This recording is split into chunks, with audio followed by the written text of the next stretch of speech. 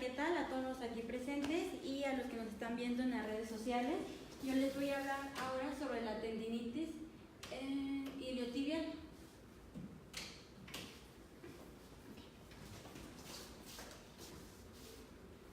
Bueno, como ya saben, es una inflamación que se presenta dolor en la parte externa de la rodilla. Se da por mucha fricción excesiva de la banda iliotibial o la fascia lata, como serían los casos de los corredores y ciclistas. Normalmente se da más en los corredores que en los ciclistas. Ok, yo les voy a hablar sobre el tendón. Su origen es en la espina ilíaca anterosuperior. Su inserción, tendón largo de la fascia lata, se une a la cintilla iliotibial y va hacia el cóndilo lateral de la tibia. Inervación, rama del glúteo superior. Acción, flexiona, abduce y rota mediante la articulación coxofemoral. Esta cintilla le da estabilidad a la rodilla.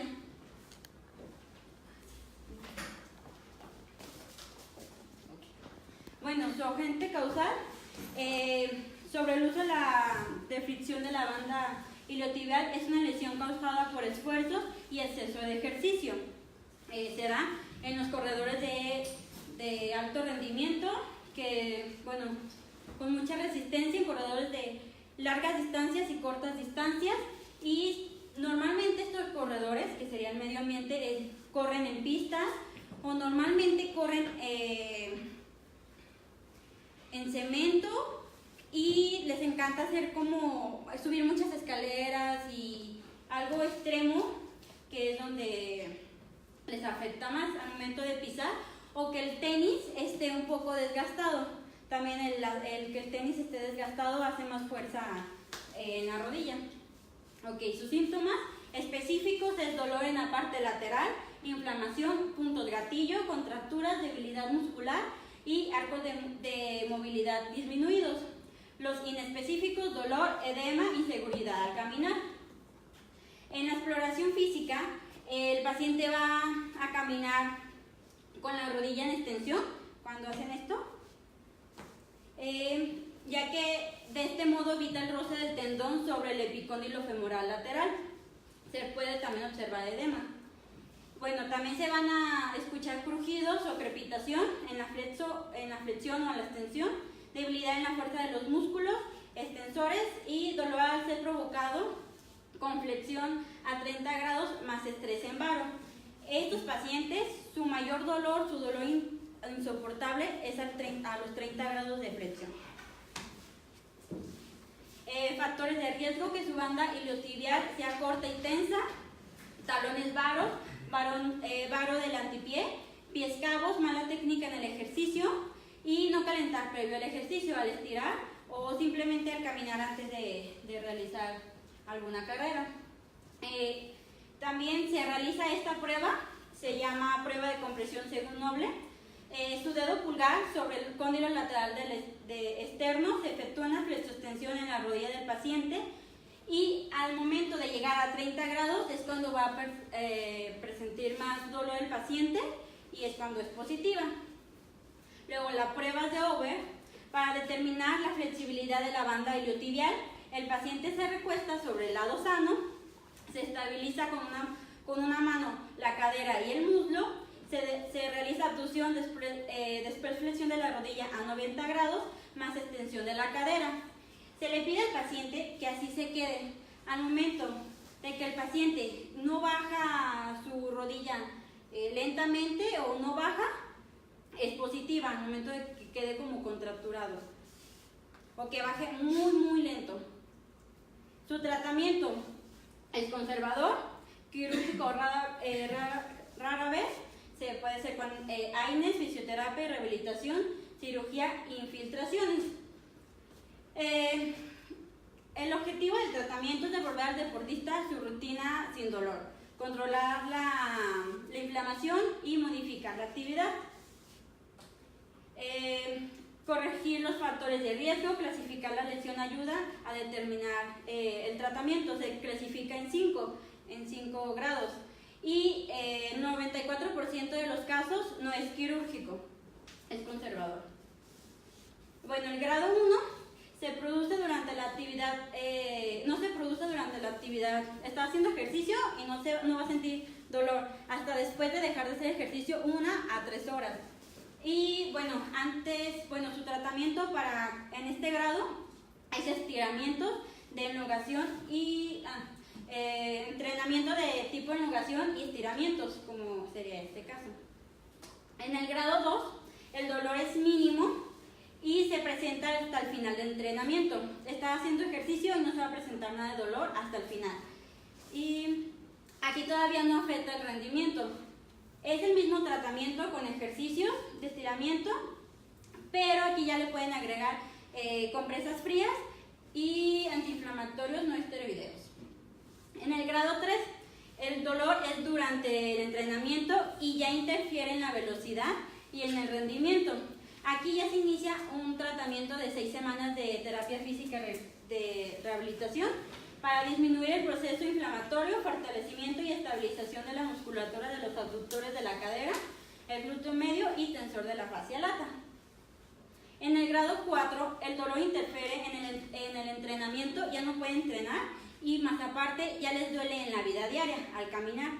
Se inicia con una terapia física de rehabilitación de 6 semanas, pero ya le tienen, aquí es el mismo tratamiento que el pasado, pero aquí ya se infiltra.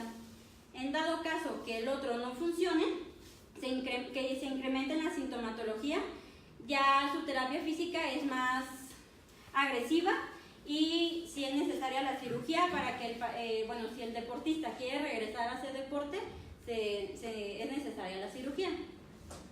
Bueno, su cirugía consiste en el alargamiento de la banda iliotibial a nivel de donde se acumula más la fricción y puede ser una técnica en Z en la banda iliotibial para lograr su estiramiento. Artroscópicamente, haciendo perforaciones sobre los bordes de la banda iliotibial. Estos dos tratamientos consisten, o su objetivo es el alargamiento de la banda iliotibial. Y sería todo. Le voy a pedir el favor al doctor Julio si nos puede pasar. Ok, retomando un poquito de lo del cuadro clínico, esto es como que la inversa de la que veíamos la semana pasada, a nivel trocantérico. Nada más hay una diferencia, cuando estamos hablando en la cadera está más relacionado con geno valgo porque se aumenta la presión en el origen de la banda iliotibial. Aquí el geno varo es el que nos va a aumentar la presión a nivel del cóndilo femoral externo de la rodilla y eso va a aumentar la fricción en esta parte. Entonces esa es la otra consideración que hay que hacer cuando el paciente nos llegue y lo vamos a revisar desde la marcha, como toda exploración, pues visible, con la bata, sin pantalón, para ver cómo está caminando. Esperamos una marcha alterada, porque por eso viene, no puede caminar bien, pero vamos a revisar el eje mecánico de sus rodillas, ¿sí? En cuanto a los tratamientos, bueno, hay personas que efectivamente desde la primera visita llegan y se infiltran. Nosotros preferimos no hacerlo y dejarlo ya como que de último recurso y debemos en todo caso, aparte de lo descrito aquí, enseñarle al paciente o apoyarnos con el servicio de fisioterapia y rehabilitación para que se les enseñen los ejercicios de estiramiento del tensor de la fascia lata. Mucha gente no lo hace y de ahí que el problema se vaya haciendo crónico porque el paciente como que no haga la conciencia a veces de la importancia que tiene este estiramiento. Es nuestra labor concientizar al paciente porque de otra forma se nos va a ir para largo el caso.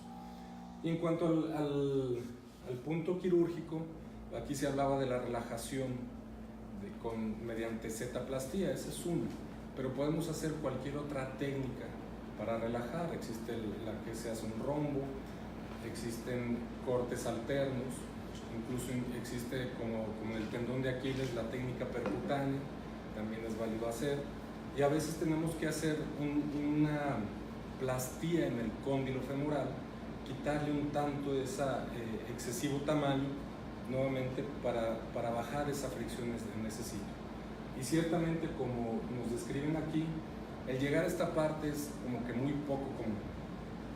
Si nosotros concientizamos bien al paciente y se forma el compromiso de que él haga lo que nosotros le decimos, difícilmente vamos a llegar a una cirugía, siendo que, bueno, también hay que explicarle al paciente que es un padecimiento más molesto que grave, ¿sí? Y que no espere resultados inmediatos, puede irse a largo. ¿Por qué? Pues porque tarda también la fascia en estirar. Alguien que haya practicado artes marciales va a saber que cuando estamos estirando, pues no se consigue un amplio arco en las primeras clases. Ya en el tiempo ya dan de sí los tendones, ligamentos, y ya se puede. Pero lo mismo es aquí. Entonces no esperamos un cambio tan inmediato. Tiene que ser progresivo y continuo. Sería mi comentario. Gracias.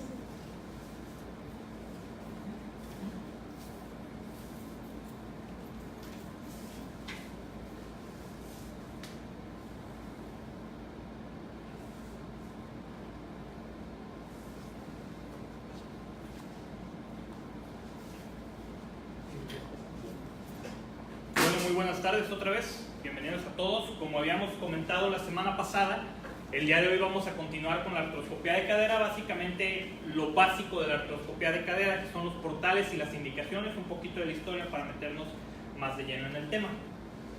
Como parte de la historia, la primera descripción del uso de la artroscopía de cadera fue en 1931 por Burman en un estudio cadavérico que él hizo. Sin embargo, en este estudio él da como sus resultados que la artroscopía de cadera tenía muy poca aplicación clínica debido a que es una articulación bastante congruente donde tenemos un acetábulo muy cóncavo y muy profundo y una cabeza femoral bastante convexa que está completamente metida en el acetábulo.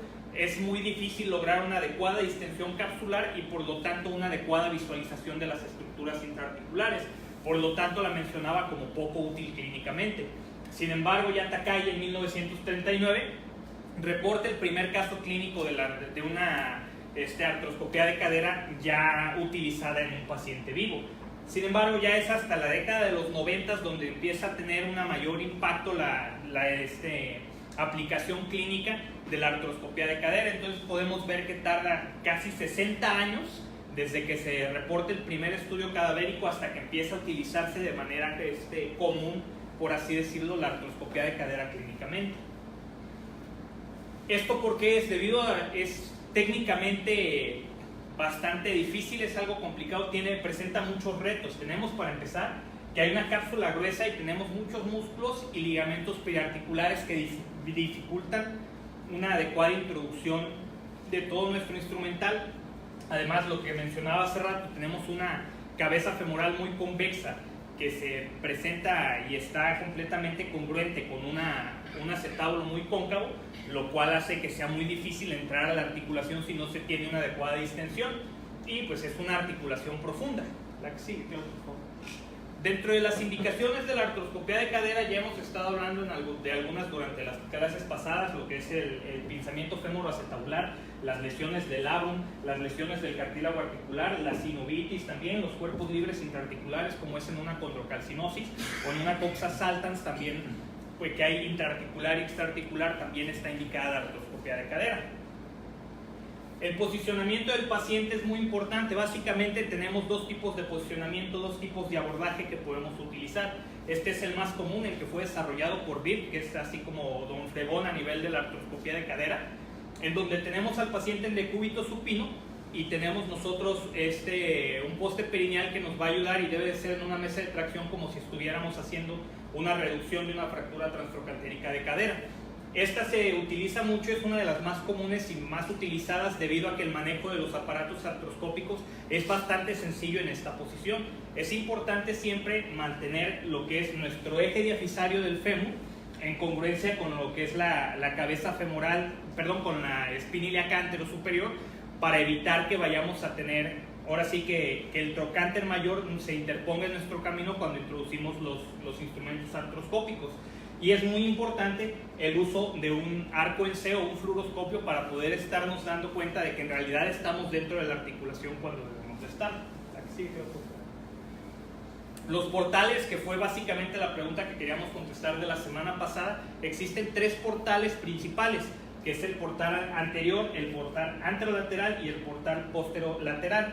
Estos portales, nuestras referencias anatómicas es el trocánter mayor, el borde del trocánter mayor y la espina ilíaca anterosuperior. A este nivel vamos a trazar nosotros en el borde más superior, o más proximal, mejor dicho, de nuestro trocánter mayor, una línea perpendicular a una línea que vaya del eje de nuestra espina ilíaca anterosuperior hacia la diapsis femoral, y en donde se crucen va a ser nuestro portal anterior. Posteriormente, a nivel de nuestro trocánter mayor, el borde más superior, o más anterior mejor dicho, en donde se junta con esa línea es nuestro portal anterolateral, y la línea más posterior es nuestro portal posterolateral. Si bien son los tres portales más comunes o los portales principales, tenemos también portales accesorios que nos ayudan a entrar a las estructuras periarticulares, no tanto a la articulación, como es el portal MAP, que es Mid Anterior Portal, o el portal medio anterior, que debe de formar un triángulo nuestro portal anterior con nuestro portal anterolateral, y es aproximadamente 2 a 3 centímetros hacia distal en la parte de medio. Y el otro portal accesorio es el DALA, o Distal Anterolateral Portal, que es este que está aquí, que es aproximadamente 5 centímetros distal al mismo nivel de donde está nuestro portal anterolateral.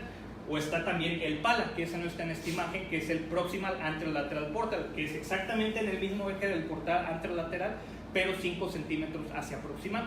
Y estos nos van a ayudar más que nada a hacer no tanto una artroscopía, sino ¿cuál sería el término correcto? Trocanteroscopía, por así decirlo, que es lo que nos va a ayudar a hacer liberaciones de la fascia lata, nos va a ayudar a hacer el tratamiento de una coxa saltans. Es importante tener en cuenta nuestras referencias anatómicas o nuestros puntos críticos. Todo lo que esté medial a la línea que estamos trazando de la espina ilíaca anterosuperior al eje diaficiario del fémur, no debemos meternos hacia la parte medial de esa línea, porque por ahí pasa nuestro paquete neurovascular y entonces vamos a meternos en una camisa de 11 varas. Todo debe ser lateral a esa línea. Y asimismo, los riesgos de tener una lesión cuando estamos haciendo la introducción de los instrumentos artroscópicos es que podamos dañar el nervio femoral cutáneo, el femorocutáneo, el nervio ciático o el nervio glúteo medio, con cada uno de los portales que están descritos. Este es un video del Dr. Birk, de los que tienen más experiencia en lo que es la artroscopía de cadera, que es de principios fundamentales. Básicamente estamos hablando, aquí podemos ver el posicionamiento del paciente, como lo tenemos en una mesa de tracción. Siempre la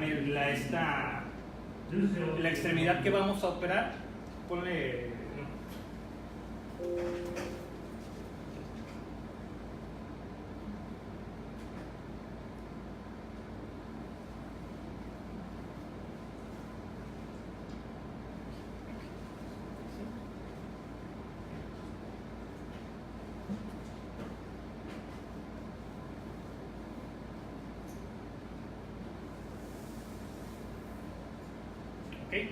Otra vez comienza el video, lo que les decía el doctor Thomas Birk. El posicionamiento de nuestro paciente es muy importante. Otra vez es básicamente lo que veíamos en la representación esquemática de hace rato. Nuestra extremidad que vamos a operar debe estar en todo el eje diapsiario, desde la espina ilíaca anterosuperior hacia la diapsis del fémur.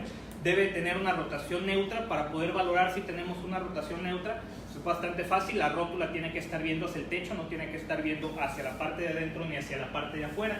No debe de tener una flexión nuestra rodilla para lograr empezar la cirugía, y debes de tener una tracción gentil para lograr sacar un poquito la cabeza femoral del acetábulo, que se distienda nuestra articulación y poder entrar con los instrumentos artroscópicos. Lo que les decía, la importancia del fluoroscopio para podernos estar dando cuenta de que estamos entrando adecuadamente. Posteriormente, aquí lo que está haciendo es palpando todas nuestras estructuras anatómicas de referencia, la punta del trocánter, el borde más anterior, el borde más posterior, y ahí hace la figura del trocánter. Posteriormente, en la parte anterior tenemos nuestros portales anterolateral, y en la posterior el posterolateral. Se traza la espina ilíaca anterosuperior, la línea que va con el eje de la diapsis femoral, y una línea perpendicular desde el borde más proximal de nuestro trocánter, que es donde vamos a tener nuestro portal anterior. El portal inicial se hace bajo visión fluoroscópica y a manos libres, básicamente. Dicen que la aguja espinal es uno de los mejores amigos del artroscopista, pero como es una articulación bastante profunda, debe ser una aguja espinal de por lo menos 6 pulgadas para que pueda entrar directo a la articulación. Debe de ser siempre con una inclinación hacia cefálico y aproximadamente 30 a 45 grados, y es importante nuestro bisel de la aguja mantenerlo siempre en una posición que hacia la cabeza femoral para evitar dañar el labrum acetabular. Una vez que estamos ya conscientes de que estamos dentro, aquí se puede ver porque entra aire a la articulación, se hace una pequeña incisión y se va a distender todavía más la cápsula articular y la articulación con solución salina, la cual se va a mantener para ayudarnos a mantener ese espacio libre y que podamos entrar con los instrumentos artroscópicos.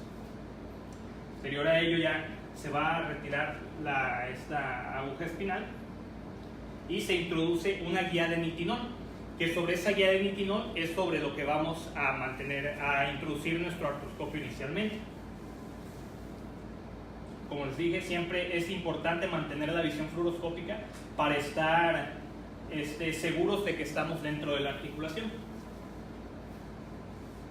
La va avanzando poco a poco y tomando rayos conforme avanza. Es importante que la guía de nitinol toque nuestro fondo acetabular para asegurarnos de que estamos completamente en medio y que estamos intraarticulares. Posteriormente, como ven, se entra ya con un trocar para hacer la de 5 milímetros inicialmente, porque se va a conectar el lente de 70 grados junto con el inflow de agua para poder mantener una adecuada distensión intraarticular mediante solución salina. Se introduce el lente de 70 grados y todos los demás portales que se hagan ya van a ser bajo visión artroscópica directa. Vamos aquí a ver ya el video de la artroscopía en un momento. Podemos ver nuestras referencias anatómicas, es este triángulo que se forma por la cápsula articular, la cabeza femoral y nuestro borde acetabular y el labrum. Ahí es donde debemos de introducir nuestra aguja, igual con la misma inclinación de 30 a 45 grados hacia cefálico, para poder introducir nuestra aguja espinal, y posteriormente se introduce una cánula con un punzón iniciador que sea acanalado y posteriormente se cambia por uno rígido. Simplemente se rota la visión con el lente de 70 grados y se hace lo mismo a nivel posterior. El mismo triángulo que se forma por la cápsula, el labrum y la cabeza femoral, ahí es donde se tiene que entrar. Aquí pues se tiene la posibilidad de que se está utilizando y entrando ya con 3 trócares o 3 canales para estar cambiando simplemente el artroscopio de lugar sin necesidad de estar utilizando guías de Wisinger ni nada por el estilo para hacer el cambio de un portal hacia otro. Generalmente, una vez que se ha hecho esto, entonces lo ideal es conectar en uno de los portales de la entrada de agua y vamos a cambiar el lente hacia la visión en el portal anterior para asegurarnos de que en el portal anterolateral que hicimos primero bajo visión fluoroscópica y no bajo visión directa, nos encontramos con un adecuado posicionamiento del portal, y después de eso se va a cambiar nuestro trocar de 5 milímetros por uno de 4.5 milímetros. La articulación coxofemoral, al tener una cápsula tan gruesa, esos 0.5 milímetros de diferencia te puede ser una gran diferencia para la movilidad. Una vez que se hace esto, inclusive hay quienes recomiendan que ahí lo que se está haciendo es que está viendo qué tanta movilidad le permite esa cápsula, y si es muy estrecha y no le da una movilidad adecuada, con un cuchillo artroscópico se hace una capsulotomía parcial para poder liberar la cápsula. Aquí se cambia el lente de 30 grados para poder ver de forma directa el fondo acetabular. Aquí podemos ver algo de sinovitis y se inicia el desbridamiento. Ya no hay como tal todavía una secuencia de pasos para hacer una artroscopía diagnóstica de cadera, como lo es en la rodilla o en el tobillo o en el hombro, que sí te dicen todos los libros, lo primero que tienes que ver esto y continuarte en esta secuencia. Aquí la artroscopía de cadera es a preferencia de cada cirujano desarrollar su propia guía de todo lo que debe de ver. Aquí en un momento más se va a introducir lo que les decía el cuchillo artroscópico, que al mismo tiempo funciona como una barra para hacer simplemente el cambio del trocar de uno a otro. Si lo ven, se introduce el cuchillo, que es completamente recto, se saca el trocar y se corta la cápsula para poder dar más movilidad. Con algunos milímetros que se haga, esto es simplemente suficiente para que tú puedas tener una movilidad adecuada dentro de la articulación. Vuelves a introducir el cuchillo y sobre el mismo cuchillo vuelves a colocar tu guía para nunca perderte de la articulación. Te sirve a manera de un switching stick o de una barra de Wisinger. Ya una vez que has examinado todos los portales, tanto central como posterior y anterior, se pueden hacer los demás portales que estábamos platicando dependiendo de tu sospecha diagnóstica o de tu diagnóstico clínico radiográfico que ya tienes. ¿Sí, claro? Dentro de las complicaciones de una artroscopía de cadera, las más comunes son lesiones iatrogénicas y al cartílago articular o al labrum, precisamente al momento en que nosotros estamos introduciendo nuestros instrumentos, más que nada cuando estamos iniciando la cirugía, donde no lo hacemos bajo visión directa, sino que lo hacemos bajo vía fluoroscópica, es donde vamos a tener las lesiones condrales. Y las lesiones neurovasculares, estas generalmente son dadas ya sea por tracción o debido a también al momento de acceder nosotros con nuestros instrumentos artroscópicos, los nervios que les comentaba hace rato que están en riesgo, o por la tracción, el nervio pudendo debido a una tracción excesiva a nivel de nuestro poste perineal, o a nivel del nervio peroneo, porque como tienes que ir a tener amarrados los piecitos de tu paciente para poder hacer una tracción, también un amarre o una tracción excesiva a ese nivel nos puede dar una lesión del nervio pudendo, del nervio peroneo, perdón. Básicamente eso es todo lo de los básicos de la artroscopía de cadera, la anatomía artroscópica, pues no hay mucho pierde, las estructuras que debemos de revisar no son tantas intraarticularmente, y lo que hemos venido diciendo, lo más importante es seleccionar adecuadamente a tu paciente y pues hacer un diagnóstico correcto. No sé si alguien tenga un comentario o alguna pregunta. ¿Sí, doctor? En la colocación del paciente se recomienda ¿cuántos grados de abducción de las piernas? Los grados de abducción de la pierna que vamos a operar debe de estar a no más de 5 grados de abducción, precisamente para que nuestro trocánter mayor, para mantener siempre el eje y evitar que tengamos una tracción excesiva o que hagamos una lesión cuando nosotros introducimos nuestros instrumentos artroscópicos. Hay algunas personas que también se van mucho por un abordaje en decúbito lateral, como si estuvieran operando una prótesis de cadera. Sin embargo, el más común, el más fácil, por así decirlo, es el abordaje de VIP, que es en decúbito supino. Sí está indicado en algunos pacientes hacerlo en decúbito lateral, principalmente cuando el paciente es un paciente obeso que tiene mucho panículo adiposo, debido a que por efecto de la gravedad el panículo adiposo se va a quitar del camino, por así decirlo, cuando nosotros lo ponemos en decúbito lateral, y va a ser más fácil el acceso a la articulación. ¿Alguna otra pregunta? En redes sociales, las personas que nos siguen, ¿alguien que tenga alguna pregunta? Bueno, pues entonces eso sería todo de la clase de esta semana. Como siempre, les agradecemos que hayan venido, a los que están aquí, a los que nos siguieron por redes sociales, y nos vemos en una semana.